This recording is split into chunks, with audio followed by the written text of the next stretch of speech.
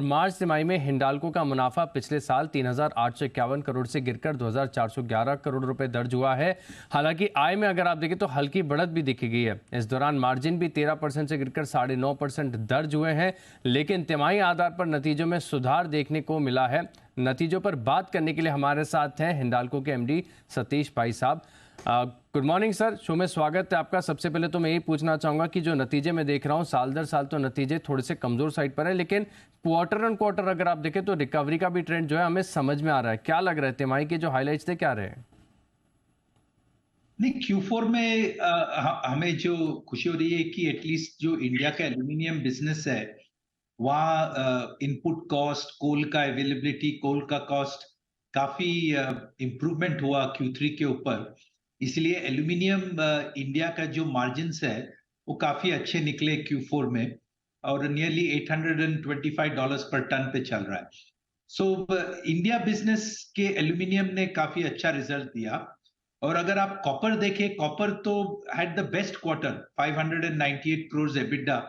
तो copper business, copper का demand India में भी काफी स्ट्रांग है।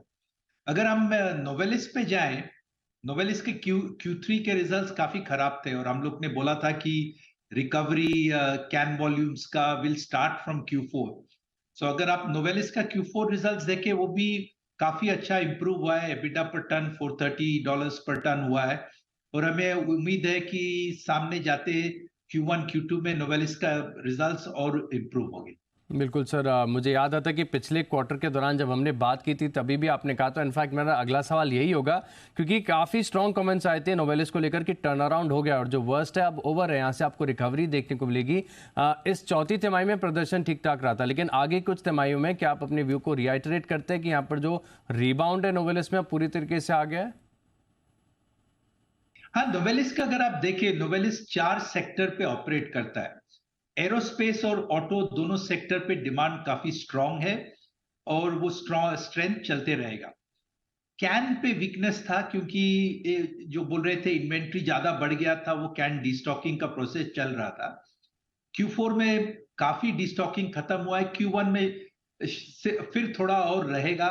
नॉर्मली साउथ अमेरिका में डिस्टॉकिंग अभी भी चल रहा है, पर Q1 के बाद कैन का डिमांड भी स्टेबलाइज हो जाएगा। बिल्डिंग एंड कंस्ट्रक्शन जो एक लार्जली यूएस मार्केट है, उसमें थोड़ा असर था। Q3 में इंटरेस्ट रेट्स बढ़ना शुरू हुआ था, पर अगर हम अभी जो देख रहे हैं कि इंटरेस्ट रेट्स बढ़ना अभी फ्लैट हो गया है, और यूएस में जो हाउसिंग स्टार्ट्स बोलते हैं, जो नए घर के स्टार्ट्स है, फरवरी, मार्च और अप्रैल में month on month housing starts improvement दिख रहा है। तो हमें जो लग रहा है कि नोवेलिस का ये दो दो वीक सेगमेंट्स थे, कैन और हाउसिंग, बिल्डिंग एंड कंस्ट्रक्शन, ये दोनों अभी Q2 Q3 में डिमांड स्टेबलाइज होगा। यहाँ पर स्टेबलाइज होते हुए नजर आ सकती है। लेकिन सर मैं नेट डेट के आंकड़े देख रहा हूँ, इंप्रूवमेंट मुझे नजर आ रहा है, लेकिन आपसे काफ़ी बार बात हुई, इसमें हमने ये भी समझा कि केपेक्स प्लान भी काफ़ी भारी भरकम है। FY24 के लिए देखा जाएगा तो नेट डेट की क्या गाइडेंस होगी?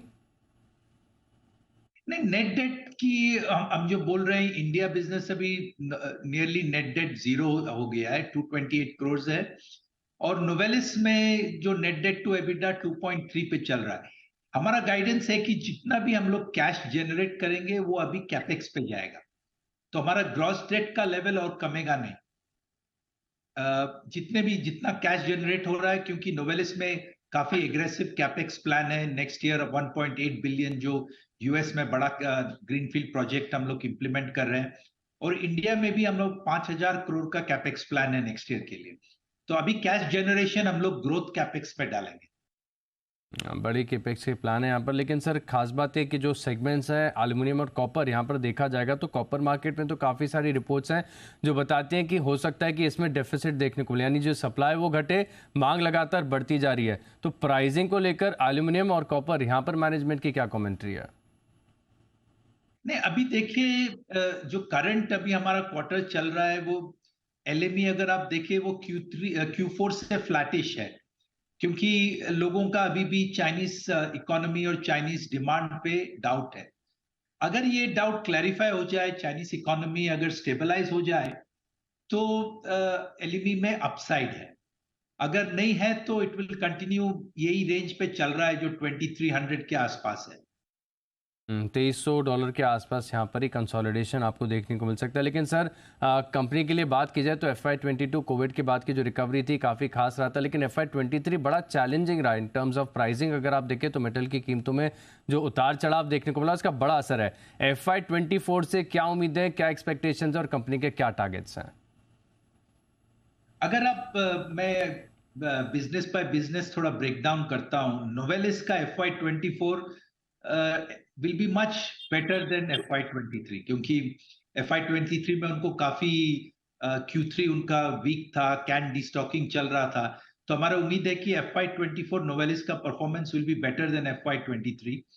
कॉपर का भी should performance FY24 should be as good as FY23, क्योंकि FY23 कॉपर के लिए काफी अच्छा था। एल्यूमिनियम का भी थोड़ा टफ है बोलना। अभी जो लग रहा है कि इट विल बी Q4 के लेवल्स पे ही Q1 दिख रहा है, बट अगर Chinese economy, general macro economic uncertainty पे थोड़ा क्लैरिटी आ जाए, अगर LME थोड़ा बढ़ना शुरू करे, देन एल्यूमिनियम इंडिया का भी अच्छा होना चाहिए FY20। तो ये समझा जा सकता है कि FY24 जो है FY23 से हर लिहाज से काफ़ी बेहतर होगा। शुक्रिया सर हमारे साथ जुड़ने के लिए और जी बिजनेस को अपना कीमती वक्त देने के लिए।